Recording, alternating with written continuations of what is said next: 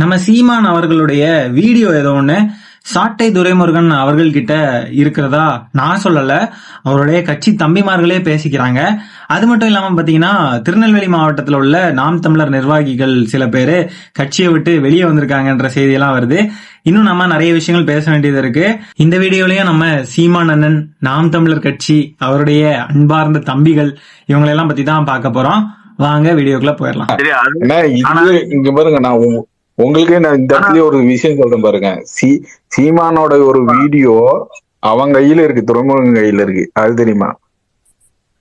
ஆமா, சீமானோட ஒரு வீடியோ பாண்டிச்சேரியில நடந்த ஒரு விஷயம் துறைமுகன் கையில இருக்கு. அதாலதான் வந்துட்டு எவ்வளவு பேர் கட்சி விட்டு வெளில போறாங்க, மீண்டும் வந்து கட்சியில யாரையுமே சேர்க்கறது கிடையாது. ஆனா துறைமுருகனை மீண்டும் மீண்டும் கட்சியில சேர்க்கறதுக்கு ஒரு காரணம் இருக்கு. அது என்ன இருந்து வெடிக்கும் பாத்துங்க, அது ஒரு உண்மை இருக்கு. ஆனா என்கிட்ட வந்துட்டு சீமான் கூட இருக்கிற ஆளுதான் என்கிட்ட சொன்னது. இது என்னுடைய கருத்து இல்லை தம்பிகளே என்னைய வந்து கடிச்சு வைக்க வராதீங்க. இது வந்து உங்க தம்பிமார்கள் தான் பேசிக்கிற விஷயம், அதனால எனக்கு தெரியாது. ப்ரூஃபோடவே சொல்லிட்டேன், இதுக்கு மேல என்னைய வந்து கடிக்காதீங்க. இனிமே பேச போறதுதான் என்னுடைய கருத்துக்கள். சாதிய குணம் கொண்டவன் சாமியை கூட கும்பிட தகுதியற்றவன் அப்படின்னு சாட்டை துரைமுருகன் போஸ்ட் போட்டிருக்காரு. அதே சாட்டை துரைமுருகன் தான் இப்ப சமீபத்துல போட்ட ஒரு மேடையில, இவங்க தான் போடுவாங்கல்ல ஒவ்வொரு தெருவா, அந்த மாதிரி போட்ட ஒரு மேடையில நானும் கொண்டையும் கொட்ட மறவர் தாண்டா அப்படின்ற மாதிரிலாம் பேசினதா இந்த நிர்வாகி அவர்கள் குறிப்பிடுறாரு.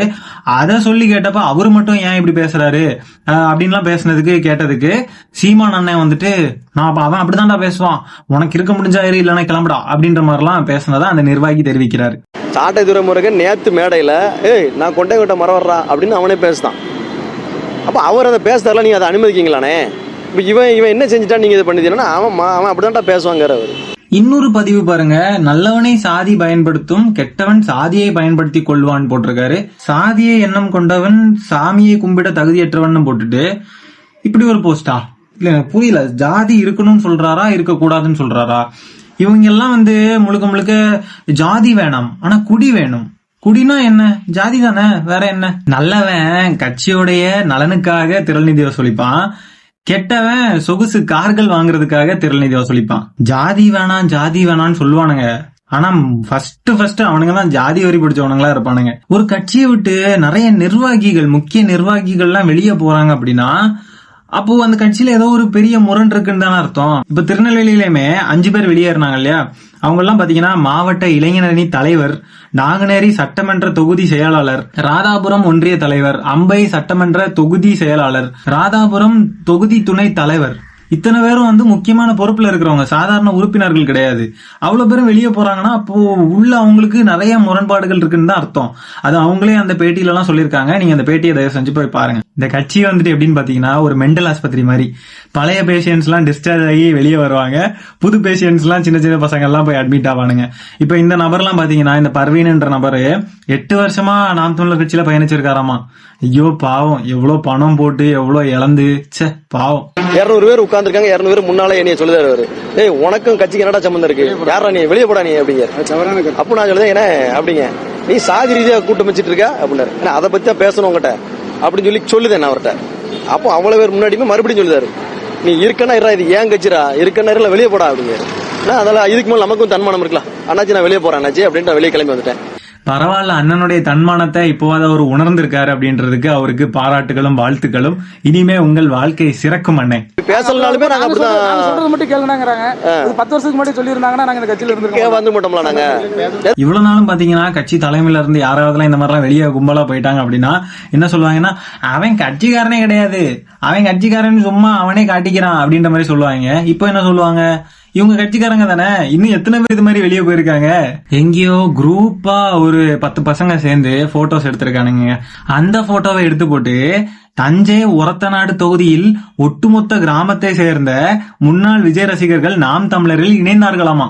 அந்த போஸ்ட அந்த போட்டோல இருக்கிற ஒரு பையன் பார்த்துட்டு ரிப்ளை பண்ணிருக்கான், டேய் அது நான்டா, கல்யாண வீட்டுல வச்சு எடுத்த போட்டோடா, எங்க போட்டோவே எங்க அனுமதி இல்லாம எடுத்து போட்டு ஏன்டா பொய் செய்தி பரப்புறீங்கன்னு சொல்லி செருப்பு கலத்தையும் அடிச்சு அனுப்பி விட்டுருக்கான். முடியல, ஏன்னா உங்களுக்கு தெரியும், இதை சொன்னதான் தக்கடையில 56 நாள், அப்புறம் கண்டிஷன் பெயில், அப்புறம் புழல்ல 230 நாள். இதை கேட்டதுக்கு தான் என்ன கேட்டேன், அந்த மண்ணை மலையாளத்தை தாய்மொழியா கொண்ட அந்த மண்ணையும் மக்களையும் உயிராக நேசிக்கிற ஒரு தலைவன் இருக்கிறான், இங்க இல்லை. அதை உருவாக்கத்தான் உங்கள் பிள்ளைகளாக வந்திருக்கிறோம். நல்ல அங்க நல்ல ஆத்தாருக்கும் அப்பனுக்கும் பிறந்தவன் முதலமைச்சர் இருக்கான், இங்க இல்ல. அதான் பிரச்சனை. இவரை எதுக்கு தூக்கி உள்ள போட்டாங்க அப்படின்றதுக்கு இவர் சொல்ற காரணத்தை பாருங்க. அங்க கேரளால அந்த மண்ணையும் மக்களையும் நேசிக்கும் தலைவன் இருக்கிறாராமா, ஆனா இங்க இல்ல அப்படின்னு சொன்னதுக்காக தூக்கி உள்ள போட்டாங்களாமா. அப்படி சொல்லியிருந்தா தூக்கி உள்ள போட்டு மாட்டாங்க. அந்த 2 காணொலியிலையும் நிறைய வித்தியாசம் இருக்கு. 2வது காணொலியில, அதாவது தக்கலையில பண்ணாரு, கன்னியாகுமரி மாவட்டம் தக்கலையில பேசின பேச்சு அது. அந்த பேச்சுல கேரளால நல்ல தாய் தகப்பனுக்கு பிறந்த முதலமைச்சர் ஆள்றாரு, இங்க அப்படி இல்லைன்னு சொன்னாரு. இவனுங்களுக்கெல்லாம் பொய் சொல்லியே பழகி போச்சு போல. பொய் சொல்றதுல PhD முடிச்சிருப்பானுங்க போல இருக்கு. எப்படி மாத்தி பேசுறானுங்க பாருங்க. தன்னுடைய மண்ணை நேசிக்கும் தலைவன் இருக்கிறான் அங்க அப்படின்னு சொன்னதையும், நல்ல தாய் தகப்பனுக்கு பிறந்தவன் அங்க இருக்கான், இங்க நல்ல தாய் தகப்பனுக்கு பிறக்காதவன் ஆள்றான்னு சொல்றதுக்கும் எவ்வளவு டிஃபரன்ஸ் இருக்கு. இப்படி எல்லாம் பேசிக்கிட்டு தெரிஞ்சா பாத்துக்கிட்டு சும்மா விட்டுக்கிட்டு இருப்பாங்களா? இதுதான் ஆபாசமா பேசுறது. இவங்களுடைய பழக்கம் தான் இவருடைய தம்பிகளுக்கும் வருது. இந்த கமெண்ட்ல வந்து உனக்கு பச்சை மட்டை வைத்தியம் இருக்கு, உன்னை நான் வகுந்துருவேன். ஒருத்தன் கமெண்ட் போட்டிருக்கான், கும்பகோணத்துக்குள்ள வந்தா உன்னை வந்து நான் வகுந்துருவேன் அப்படின்னு இருக்கான் என்னைய பார்த்து. இதுதான் இவனுங்களுடைய நாகரிகம், இதுதான் இவனுங்களுடைய பண்பாடு.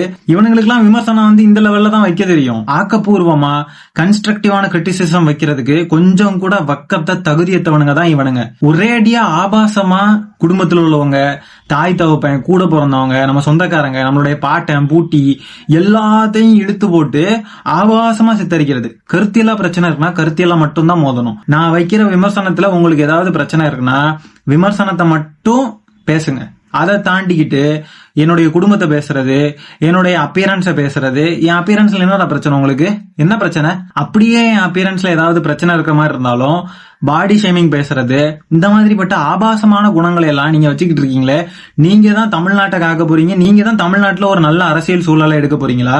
நான் பேசின ஏதாவது ஒரு காணொலியிலேயாவது நான் ஆபாசமா பேசியிருக்கேனா? கிரிட்டிசைஸ் பண்ணி தான் பேசிக்கிட்டு இருக்கேன். கிரிட்டிசைஸ் பண்றதுக்கும் ஆபாசமா பேசுறதுக்கும் நிறைய வித்தியாசம் இருக்கு. ஆனா இவனுங்களை பாருங்க, நம்ம தனிப்பட்ட வாழ்க்கை, நம்மள வந்து மிரட்டுறது, கொலை மிரட்டல், நம்மள அச்சுறுத்துறது, ஒரு மாதிரி இந்த மாதிரி மிரட்டல் விடுறவனுங்கெல்லாம் ஒரிஜினல் பேர்ல வந்து, ஒரிஜினல் ஐடியில வந்து, ஒரிஜினலா வந்து நம்ம கிட்ட மிரட்டுவானுங்களா? பண்ண மாட்டானுங்க. ஏன்னா பயம். நம்ம வந்து அதுக்கு லீகலா ஆக்ஷன் எடுத்தோம்னு சொன்னாக்க தூக்கி கொண்டு போய் உள்ள வச்சு கும்முன்னு கும்பிடுவாங்கன்னு பயம். கட்சி தலைமையே இந்த லட்சணத்துல இருந்துச்சுன்னா அடிமட்டத்துல இருக்க தொண்டை எப்படி இருப்பான்? வேற என்னத்தை எதிர்பார்க்க முடியும் உங்ககிட்ட? அநாகரிகமா பேசிட்டு ஒரு மாநிலத்தோட முதலமைச்சரே வந்து நல்ல தாய் தகவனுக்கு பிறக்காதவன்னு சொல்லிட்டு தைரியமா இவங்க எல்லாம் மேடை போட்டு பேசுறாங்க. இந்த மாதிரிலாம் மேல இருக்கிறவங்களே இப்படி பேசுறப்போ கீழே நின்று பாத்துக்கிட்டு இருக்கிற அடிமட்ட தொண்டை என்ன பண்ணுவான்? அவனும் அதே மாதிரிதான் இருப்பான். அவனும் முதலமைச்சரையும் அப்படிதான் விமர்சிப்பான். இடதுசாரித்தனமா இயங்குற அத்தனை பேரையும் இப்படிதான் போய் ஆபாசமா தனி மனித தாக்குதலுக்குள்ள இறங்குவானுங்க. எனக்கு என்னைய விமர்சனம் பண்றதுல, கிரிட்டிசைஸ் பண்றதுல, எதிர்கருத்து வைக்கிறதுல, முரண்பட்டு நிக்கிறதுல எனக்கு பிரச்சனையே கிடையாது. ஆனா அது எப்போ பிரச்சனை ஆகுதுன்னா, அது எப்போ கஷ்டமா இருக்குன்னா, அது தனி மனித தாக்குதலுக்குள்ள உட்படுறப்போதான் வந்து அது ரொம்பவே வந்து கடுப்பா இருக்கு. நல்லபடியா இங்க இருக்கிற அரசியல் சூழ்நிலைகளை நம்ம கையாளணும், நம்மளும் இதுல பங்கேற்கணும்னு ஆசைப்பட்டு வர்ற எல்லாரையுமே இந்த மாதிரி ஆபாச தாக்குதலுக்கு உட்படுத்தி அவங்கள வந்து ரொம்ப கொடூரமான விமர்சனங்களை எல்லாம் வச்சு அவங்களை ரொம்ப கஷ்டப்படுத்தி காயப்படுதுன்னா அவங்க எப்படி நிப்பாங்க இந்த களத்துல? ஆனா நான் போக மாட்டேன். சொல்றேன், அரசியலுக்குள்ள வரதுக்கே நிறைய பேர் பயப்படுறாங்க, அரசியல் பேசுறதுக்கே பயப்படுறாங்க. சில பேர்லாம் பாத்தீங்கன்னா இந்த வீடியோஸ் எல்லாம் பண்ணுவாங்க, ஆனா கட்சியோட பேரை வந்து ஒரு வார்த்தை மாத்தி போடுறது, அவங்களால அந்த விமர்சனத்தையே டைரக்டா வைக்க முடியல. ஏன்னா வச்சாக்க அதுக்கு பிரச்சனை பண்ணுவாங்க, நம்மள வந்து அட்டாக் பண்ணுவாங்க. அப்படியே அவங்க வந்து பேரை போடாம வேற மாதிரி பேரை போட்டு பண்ணாலுமே கூட போய் ஆபாச தாக்குதல் அது இது எல்லாம் பண்ணதான் செய்யறாங்க தான். மூளை இல்லாத, அறிவில்லாத ஒரு மரம் இருக்குன்னா கூட அதாவது நிழல் தரதுக்கு உதவும். இவனுங்கெல்லாம் 6 அறிவு இருக்குன்னு பேர் மட்டும்தான், ஆனா ஒரு பிரோஜனமும் கிடையாது இவங்களை எல்லாம் வச்சுக்கிட்டு. அவருக்கு உரிமை கிடையாது, அப்படி யாரெல்லாம் உரிமை கிடையாது. இது கட்சி பிரச்சனை, மக்கள் பிரச்சனை இல்ல. இவ்வளவு நேரம் மக்கள் பிரச்சனை பேசிட்டு இருந்தேன், நீங்க கேவலமான ஒரு பிரச்சனை பேசிக்கிறீங்க. இது ரொம்ப சாதாரண தம்பி. இது ஏன் பிரச்சனை? உங்க பிரச்சனையா? இது நாட்டு பிரச்சனையா? நாட்டு பிரச்சனையா? இது மக்களுக்கு பிரச்சனையா? இது ஒரு கட்சி பிரச்சனையா? இத பத்தி யாரும் பேசக்கூடாதான். அப்ப அடுத்த கட்சியில எல்லாம் பிரச்சனை இருக்குன்னா அதை பத்தி பேசுவீங்களே. அதே போல என்னென்ன பொறுப்புகள்ல யார் யாரு அடுத்த கட்சிகள்ல இருக்கணும் அப்படின்றது அந்தந்த கட்சி சார்ந்த பிரச்சனை. பெரும்பான்மையான உறுப்பினர்கள் யாரை தேர்ந்தெடுக்கிறாங்களோ அவங்கதான் முதல்வர், துணை முதல்வர். இவர் இதுல போயிட்டு இவ்வளவு பெரிய நாட்டுல இல்லாத துணை முதலமைச்சர் இவர் வீட்டுக்குள்ளதான் இருக்குமா அப்படின்னு சொல்லிட்டு எல்லாம் பேசிக்கிட்டு தெரிஞ்சாரு. தேவையில்லையே. அது அவங்க கட்சி பிரச்சனை. அவங்க கட்சிக்குள்ள உள்ளவங்க அதுல முரண்பட்டு எல்லாருமே எதிர்த்து நின்று போர்க்கொடி தூக்கிக்கிட்டு இருந்தா மட்டும்தான் அவங்க அதை மாத்த வேண்டிய அவசியம் இருக்கு. இவர் கட்சியில ஒரு ஒட்டுமொத்தமா ஒரு 20,000-30,000 பேர் இருப்பாங்களா? 30,000 பேரையே ஒழுங்கா வழி நடத்த முடியல. இவரு எப்படி 8 கோடி மக்களை வழி நடத்துவாரு? தமிழ்நாடு என்னமோ இவரு கற்பனையில சொல்ற அந்த கதைகள் சொல்லுவார் இல்லையா, அந்த மாதிரி நினைச்சிட்டு இருக்கிறாரு போல இருக்கு. இவரு மட்டும் திமுகல யாரு எந்த பொறுப்புல இருக்கணும், யார் யார் எங்கெங்க இருக்கணும்னு இவரு மட்டும் சொல்லுவாராம் வேற கட்சியில. ஆனா இவர் கட்சிக்குள்ள உள்ளவனே இவர்கிட்ட கேள்வி எழுப்பிடக்கூடாதான். என்னது இது? இந்தியாவிலேயே சட்டமன்ற தேர்தலுக்கு ஓராண்டுக்கு முன் வேட்பாளர்களை அறிவிக்கும் தீரமுள்ள, கொள்கையில் உறுதியுள்ள, அறமுள்ள ஒரே கட்சி நாம் தமிழர் அப்படின்னு சொல்லி கன்னியாகுமரி மாவட்டத்துல 2026 சட்டமன்ற தேர்தலுக்கு போட்டியிட போகும் வேட்பாளர்களை எல்லாம் அறிவிச்சு ஒரு போட்டோ போட்டிருக்காங்க. மரிய ஜெனிஃபர், முத்துக்குமார் இவங்க எல்லாம் இருக்காங்க. 2026 இல்ல, இது ஒரு வருஷம் இருக்கணும். அதை பெருமையா போட்டிருக்காங்க. 2050, 2051 சட்டமன்ற தேர்தல் நடந்தாலும் அவங்க கிட்ட வேட்பாளர்கள் இருக்காங்க. ஏன்னா எப்படியும் ஜெயிக்க போறது இல்லையே. ஜெயிக்காத ஒரு கட்சிக்கு எப்போ வேட்பாளரை நிறுத்தினா என்ன? எப்போனாலும் நிறுத்திக்கலாம். வெற்றியை நோக்கி போறவங்க தான் இதெல்லாம் நினைச்சு கவலைப்படணும். பயிற்சி எடுக்கணும்னு நினைக்கிறவங்களுக்கு இதெல்லாம் நினைச்சு கவலைப்பட தேவையில்லை. அடுத்த ஒரு வருஷத்துக்கு அந்தந்த ஏரியால செலவு பண்றதுக்கு ஆட்களை நியமிச்சிட்டாரு. ஒரு வருஷம் கழிச்சு இது ஏன் கட்சிதான், இருக்க முடிஞ்சா இரு, இல்லன்னா கிளம்புடா அப்படின்னு சொல்லிட்டு இந்த வேட்பாளர்களுக்கும் அந்த நிலைமை வரலாம். இவங்க இந்த ஒரு மாதிரி ஆட்டிடியூடோட பேசுறது, இந்த சாட்டை துரைமுருகன் நேரமே பேசினார் இல்லையா, இந்த மாதிரி எல்லாம் பேசுறது மக்கள் மத்தியில போறப்போ மக்கள்லாம் என்னடா இவனுங்க இப்படி பேசுறானுங்க, ஒரு மாதிரி அநாகரிகமா பேசுறானுங்க அப்படின்னு டக்குன்னு மக்களுக்கு ஒரு நெகட்டிவான ஒரு இமேஜ் தான் ஃபர்ஸ்ட் கிரியேட் ஆகும். நீங்க என்னதான் பூமியை பத்தி பேசுறோம், மலையை பத்தி பேசுறோம், மலையை உடைக்கிறத பத்தி பேசுறோம், மலையை உடைச்சு பணத்தை சம்பாதிக்கிறதுன்றது, தாயோடைய மாரை அரித்து ரத்தம் குடிப்பது போன்றது, அப்படி இப்படி நீங்க பேசினாலும் அதெல்லாம் போய் யாரும் பார்க்க மாட்டாங்க.